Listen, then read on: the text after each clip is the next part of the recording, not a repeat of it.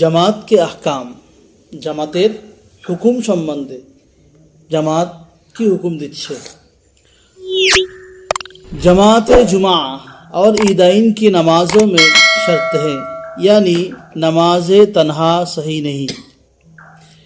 জুমার নামাজ এবং ঈদ, দুটো ঈদের নামাজ, জুমার নামাজ এবং দুটো ঈদের নামাজ জামাতের সঙ্গে পড়া হলো শর্ত। জামাতের সঙ্গে পড়া শর্ত। কেউ যদি মনে করে যে আমার জামাত ছেড়ে গেছে, বা আমি একা জুমার নামাজ পড়বো, একা ঈদের নামাজ পড়বো, হবে সহি হবে না। 5 वक्तों की नमाज में वाजिब है, 5 वक्तेর নামাজ জামাতের সঙ্গে পড়া আগেও শুনেছো, জামাতের সঙ্গে পড়া বশর্তে কে কোই উজর না হো, এই শর্তের সঙ্গে তার কোনো উজর যদি না থাকে। উজর থাকলে তো ছাড় আছে।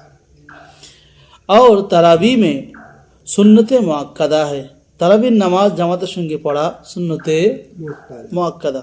তারাবির নামাজও সুন্নতে মুআক্কাদা, জামাতের সঙ্গে পড়াও সুন্নতে মুআক্কাদা। সুন্নতে মুআক্কাদা বলেছিলাম যে সুন্নতে দুই ভাগ, সুন্নতে মুআক্কাদা, গায়র মুআক্কাদা। উপরে লেভেলে, হ্যাঁ বলেছিলাম সুন্নতে মুআক্কাদা লেভেলটা একটু উপরে, যার কারণে সুন্নতে মুআক্কাদা অবশ্যই পালন করতে হবে। अगरचे कुरान मजीद जमात के साथ हो चुका हो, যদিও তারাবির নামাজে অনেক সময় কোনো জায়গায় 10টা রোজায় খতম করেছে, 15টা রোজায়, 20, 21, 23, 25, 27, হয়তো কারোর 23টা রোজায় কোরআন শরীফ শেষ হয়ে গেছে। 23টা রোজায় কোরআন শরীফ শেষ হয়ে গেলেও বাকি তারাবিগুলো কি করতে হবে? জামাতের সঙ্গে পড়তে হবে, তারপর সুন্নতে মুআক্কাদা। ইসি তারা নামাজে কুসুফ, এরকম ভাবে কুসুফের নামাজ, কুসুফের নামাজ শুনেছো? কুসুফের নামাজ ওকে বলা হয় যে আমরা শুনে থাকি চাঁদ, চন্দ্রগ্রহণ, সূর্যগ্রহণ। সূর্যগ্রহণের সময় একটা নামাজ পড়া হয়, 2 রাকাত নামাজ। যখন সূর্যগ্রহণ হয় তখন 2 রাকাত নামাজ পড়ার কথা কিতাবের মধ্যে এসেছে, 2 রাকাত নামাজ পড়ো, একত্রিত মিলে 2 রাকাত নামাজ পড়ো, নফল নামাজ। তাতে কোরআন শরীফ লম্বা তেলাওয়াত করো যতক্ষণ পর্যন্ত সূর্যগ্রহণ না ছেড়ে যায়। তো কোরআন শরীফ লম্বা তেলাওয়াত করা হয়, জামাতের সঙ্গে পড়া। এই সূর্যগ্রহণের সময় যে নামাজটা পড়া, এই নামাজটাকে বলা হয় কুসুফের নামাজ, সলাতুল কুসুফ। और रमज़ान के वितर में मुस्ताहब है, एवं रमज़ान मासे वितर नमाज जमात संगे अदाय करा मुस्ताहब। और सिवाय रमज़ान के और किसी ज़माने के वितर में मकरूह तंज़ीह है। रमज़ान छाड़ा, रमज़ान मास छाड़ा অন্য কোনো মাসে, 11টা মাস যেটা রয়েছে, 11 মাসে কোনো সময় কেউ যদি মনে করে বিতরের নামাজ জামাতের সঙ্গে আদায় করব, জামাতের সঙ্গে যদি আদায় করে মুকরুহে তানজিহ হবে। মুকরুহে তানজিহ কাকে বলে? মুকরুহের 2 ভাগ, যেমন সুন্নতের 2 ভাগ, মুআক্কাদা, গায়র মুআক্কাদা। মুকরুহের কটা ভাগ? 2 ভাগ, মুকরুহে তাহরিমি, মুকরুহে তানজিহ। মুকরুহে তাহরিমি দরজা একটু বড়, মুকরুহে তানজিহ দরজা একটু ছোট। তো এরকমই যদি বা কেউ বিতরের নামাজ যদি রমজানের বাইরে জামাতের সঙ্গে পড়ে মনে করে, তাহলে কি হবে? মুকরুহে तंजीह हवे। इसी तरह हर फ़र्ज की दूसरी जमात में इन 4 शर्तों से मुकरूह तंजीह है।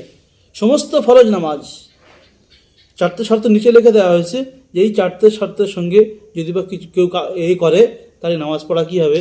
মুকরুহে तंजीह হবে। 4টে শর্ত কি কি দেখো।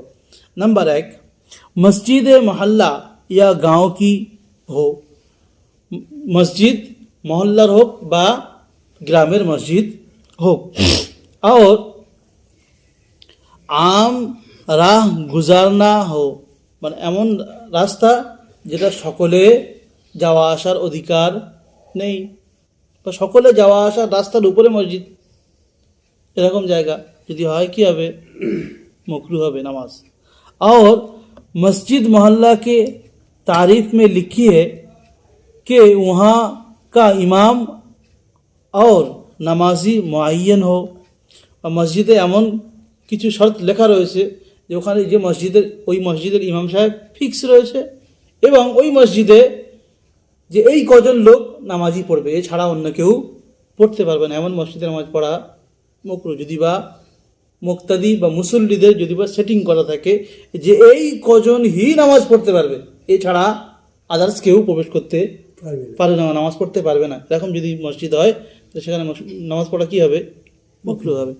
नंबर 2, पहली जमात बुलंद আজান और इकामत कहकर पढ़ी गई हो যদি বা কোনো জায়গায় মসজিদে প্রথমবারে আজান দিয়ে জোরে একামত দিয়ে জোরে কেরাত করে নামাজ পড়া হয়ে গেছে, দ্বিতীয় জামাত করছে ফের আওয়াজ আজান দিয়ে একামত দিয়ে, সে জায়গায় যদি নামাজ পড়ে কী হবে?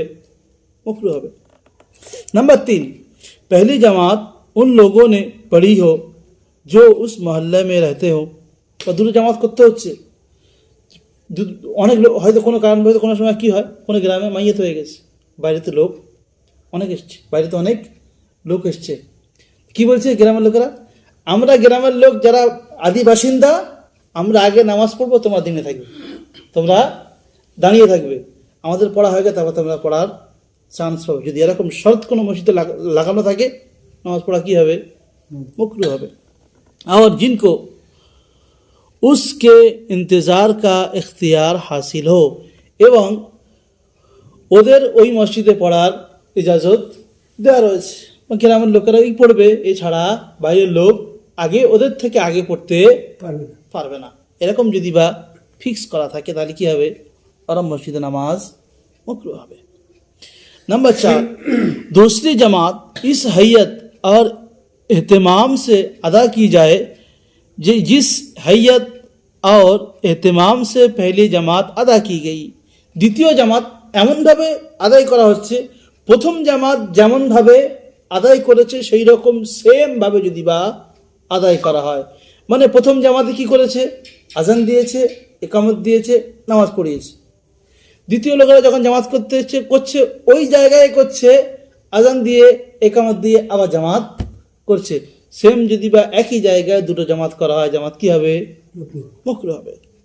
और ये चौथी शर्त इमाम अबू यूसुफ के नज़दीक, ये 4 নম্বর শর্ত কার জন্য? ইমাম আবু ইউসুফের খেয়ালে। और इमाम साहब বলতে আমাদের इमाम अबू हनीफा के नज़दीक हैयत बदल देने पर भी, চেঞ্জ করে দেওয়ার পরেও যদি বা এই সিস্টেমটা যদি চেঞ্জ করে ঘুরিয়েও নামাজ পড়ে, बदल देने पर भी कराहत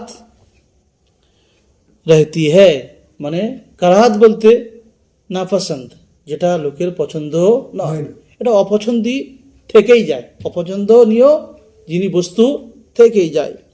अगर दूसरी जमात मस्जिद में ना अदा की जाए, যদি বা দ্বিতীয় নামাজ মসজিদে না আদায় করে, হ্যাঁ প্রথম লোকেরা মসজিদের ভিতরে আদায় করেছে, দ্বিতীয় লোকেরা মসজিদে করলো না, মসজিদের বাইরে করলো, সানে করলো, কারো বাড়িতে করলো, কোনো অসুবিধা নেই।